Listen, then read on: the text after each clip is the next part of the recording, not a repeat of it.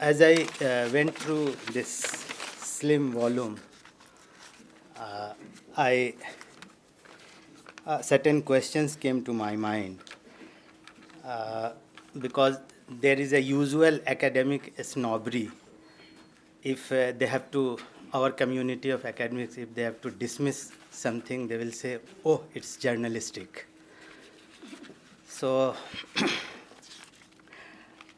and this has been one of the problems why we have come to this situation, because we write for ourselves only.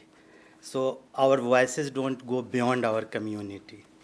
This is an effort which will take us to the targeted audiences where these kinds of voices must go, must reach.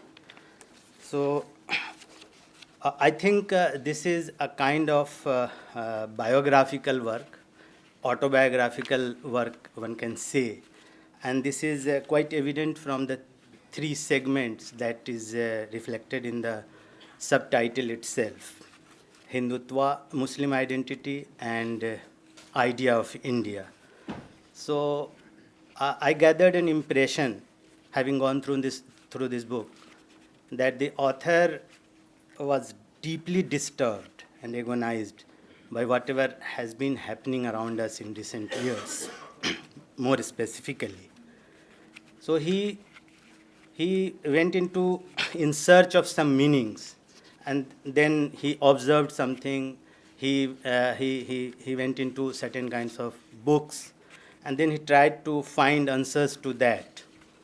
So he has been very successful in this, and to my understanding, one of the best things he has told is that it ends on a note of optimism that the India of the dreams of the makers, its makers, that has to be retrieved.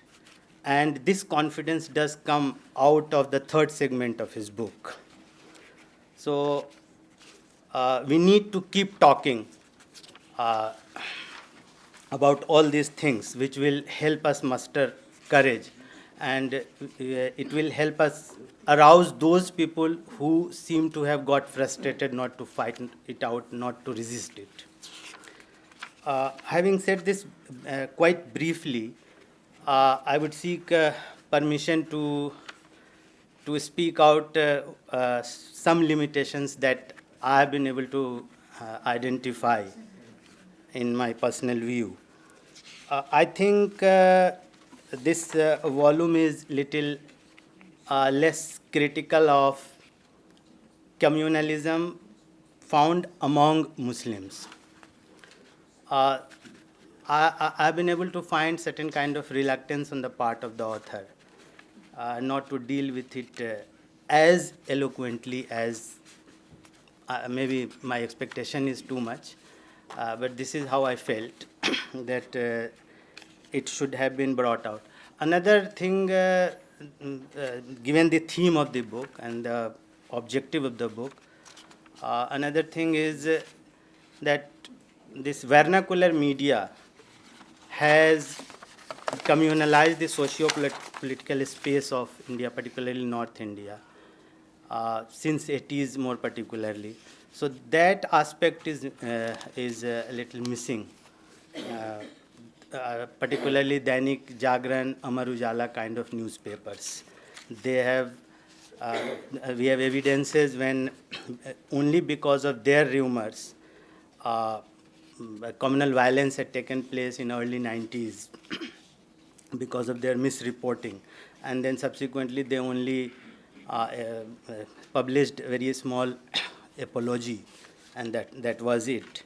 So that aspect is missing here, but as I said, the best thing is that it comes to an end on a very optimistic note.